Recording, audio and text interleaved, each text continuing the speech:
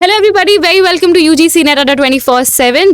जब से ये यूजीसी नेट जून 2024 का एप्लीकेशन फॉर्म आया है तब से ही बहुत सारी न्यूज़ जो है, बहुत सारे जो एजुकेटर्स हैं आपको ये इन्फॉर्मेशन देने की कोशिश कर रहे हैं कि क्या क्या बदलाव हुए हैं, क्या क्या नई चीज़ें जो है वो देखने को मिल रही हैं। इसमें एक बहुत मेजर चेंज जो हुआ है वो है ऑनलाइन से ऑफलाइन में शिफ्ट होना। अभी तक जो एनटीए पेपर करा रहा था वो ऑनलाइन में हो रहे थे, एकदम से बिना किसी प्रायर नोटिस के जब इन्फॉर्मेशन बुलेटिन आई है उसमें आता है कि भाई आपका मोड ऑफ एग्जामिनेशन जो एक्चुअली हम ओवरलुक भी कर देते कि अरे ठीक है यार ऑनलाइन ही होगा, वो एकदम से आ रहा है ओएमआर बेस्ड आपका जो है वो पेपर होगा, अब ये ऑफलाइन हो गया। तो हमने सोचा, मैंने और बुशरा मैम ने सोचा कि क्यों ना 2018 को जो लास्ट ऑफलाइन पेपर हुआ था और ये आपका जो लास्ट ऑनलाइन पेपर हुआ था एनटीए का जो दिसंबर 2023 का था, इसका एक कट ऑफ एनालिसिस करते हैं आप सभी के लिए और देखते हैं कि भाई क्या चेंजेस हैं या क्या चीज़ें, जो ट्रेंड है वो कैसे फॉलो होता है। और इसमें एक और एड ऑन भी है कि हमारे पास कैटेगरी 1, 2, 3 तीन तरह के इस बार जो है वो एलिजिबिलिटी क्वालिफिकेशंस हैं जो कट ऑफ आएंगे। तो अब हम इसको तो देख रहे हैं कि हमारे पास 2 कट ऑफ थे, लेकिन एक तीसरी कट ऑफ भी है, वो कैसे मैनेज करेगा एनटीए, उसके बारे में भी बात करते हैं मैम। जैसे 2018 में मैम ने बताया कि हमारा सीबीएसई पेपर कंडक्ट कराता था, तो जुलाई 2018 का जो पेपर था that was the last examination जो सीबीएसई ने कंडक्ट कराया और जो ऑफलाइन मोड में कंडक्ट कराया।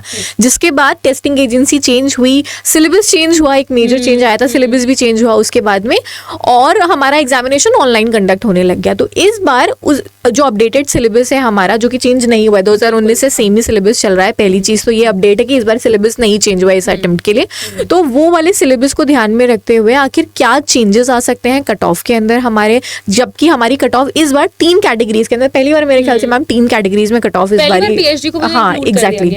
सो सबसे पहले तो हम देख लेते हैं कि कट ऑफ जो हमने एनालाइज की है मेजर सब्जेक्ट्स की, उसके अंदर क्या क्या चेंजेस हमें देखने को मिले। सो यहाँ पे अगर हम मेजर सब्जेक्ट्स की बात करें, जैसे हम इकोनॉमिक्स को हमने देखा कि 2018 में जो नेट की कट ऑफ थी इकोनॉमिक्स की वो 168 थी, उसके बाद में फिर ऑनलाइन में आए तो कट ऑफ इनकी रिड्यूस हो गई। सो कुछ सब्जेक्ट्स आप कह सकते हैं मेजर सब्जेक्ट जिसके अंदर नंबर ऑफ एस्पिरेंट्स जो थे वो आपकी इंक्रीज नहीं हुए, या आप कह सकते हैं उतनी रैपिडली इंक्रीज नहीं हुए, उनकी अगर हम कट ऑफ्स की बात करें तो कट ऑफ्स हमें रिड्यूस होती हुई दिखाई दी। जैसे हाँ एग्जैक्टली हाँ, और जो कैंडिडेट जिन सब्जेक्ट्स में नंबर ऑफ कैंडिडेट्स इंक्रीज हो रहे हैं, जैसे इंग्लिश की मैम अगर हम बात करें तो number of candidates day by day increase हो रहे हैं। कॉमर्स में मैंने देखा है कि कॉमर्स में भी कैंडिडेट्स जो है वो इंक्रीज हो रहे हैं। और इस बारी जो 2023 का पेपर था वो कुछ सब्जेक्ट्स का बहुत डिफिकल्ट आया था, commerce was one of them, इसीलिए हमारी कट ऑफ इस बारी कम गई थी, अदरवाइज ये कट ऑफ हमारी ज्यादा जा रही थी। सो मोर और लेस अगर हमने कंपैरिजन किया तो ये एनालाइज किया कि मेजर सब्जेक्ट्स के अंदर जो ऑनलाइन की कट ऑफ थी दैट हैज इंक्रीज्ड ऑफलाइन के कंपैरिजन में। उसके रीजंस मैम क्या क्या हो सकते हैं? मैम एक तो ये है कि भाई जब हम ऑफलाइन पेपर देते हैं तो हमारे पास बहुत ही ईज रहता है। जैसे फॉर एग्जांपल ऑनलाइन में जब हमें रीडिंग कॉम्प्रिहेंशन देखना होता है तो इधर कर्सर कर रहे हैं, उधर घुसा, स्क्रोलिंग की बहुत प्रॉब्लम होती है।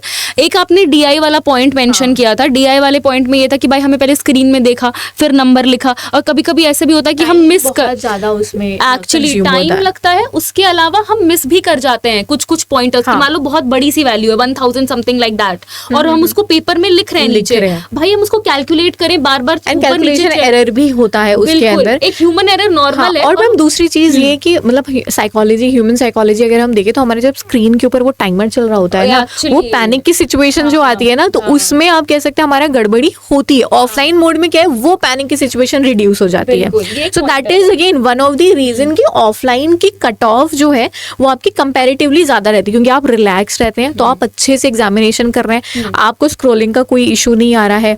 उसके बाद में आपको कैलकुलेशन में ईज हो रहा है क्योंकि आपके सामने डीआई बनी है, आप उसी के अंदर कैलकुलेशन कर रहे हो, आपको बार बार रिपीटेबिलिटी नहीं हो रही है डिजिट्स को रिकॉर्ड करने की। बहुत सारे लोग जैसे हम हैं तो हमें चश्मा लगा हुआ है, तो हमें ये भी प्रॉब्लम होती है कि बहुत देर तक स्क्रीन पर देख नहीं पाते। प्लस अगर हम फोन भी यूज कर रहे हैं, अपना कंप्यूटर या लैपटॉप यूज कर रहे हैं, तो भाई हमने फिल्टर लगा रखा है ताकि हमें जो है वो स्क्रीन से प्रॉब्लम ना हो, स्क्रीन फिल्टर लगा रखा है। बट वहां आपको एग्जामिनेशन हॉल में वो चीज मिलती नहीं है, एक्सेस नहीं होता।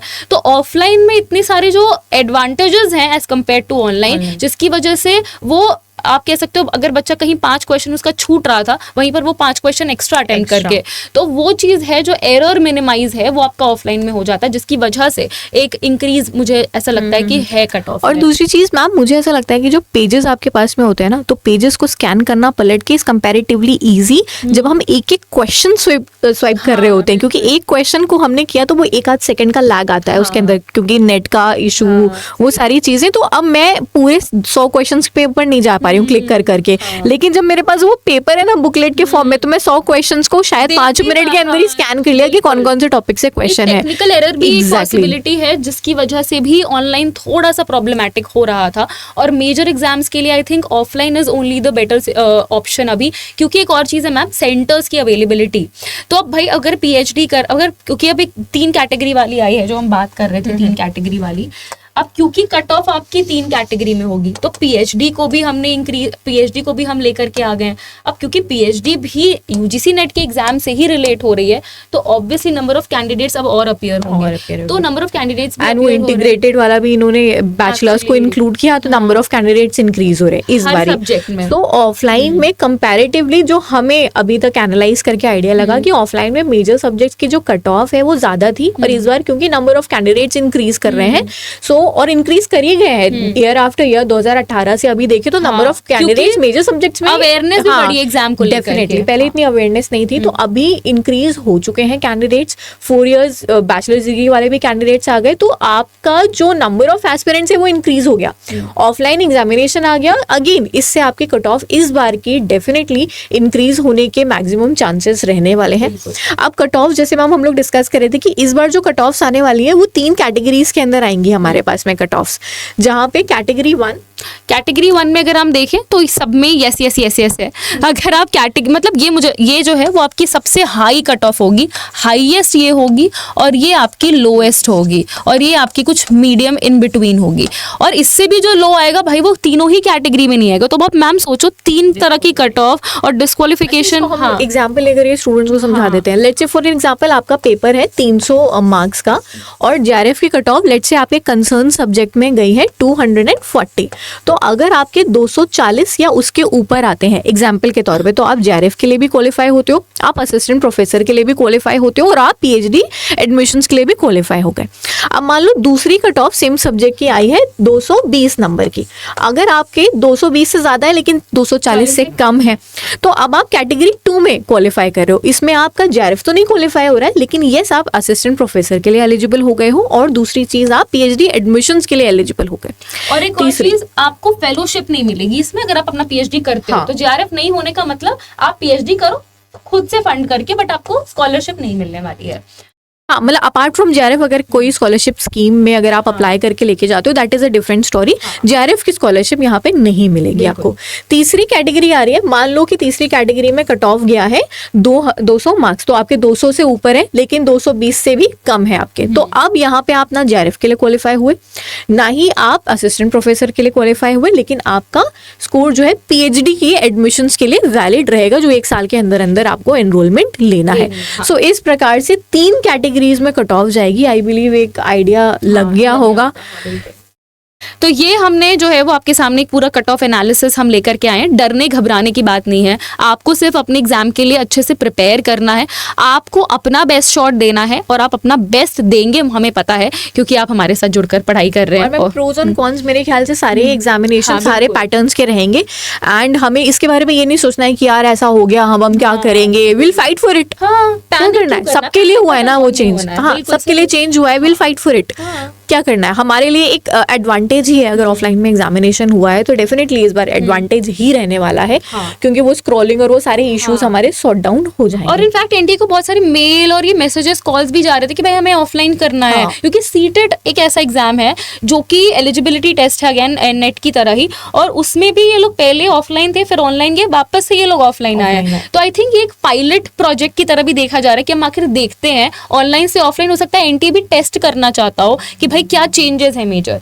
तो इस चीज को भी आपको ध्यान में रख करके अपनी तैयारी करनी है, बिल्कुल चिंता नहीं करनी है। आई होप आप लोग को वीडियो अच्छी लगी होगी, और अगर वीडियो अच्छी लगी है तो प्लीज इसको लाइक करें, इन्फॉर्मेटिव लगी है तो चैनल को सब्सक्राइब करें और भी ऐसे इन्फॉर्मेटिव वीडियोस के लिए। तो thank you very much everyone, take care, bye bye.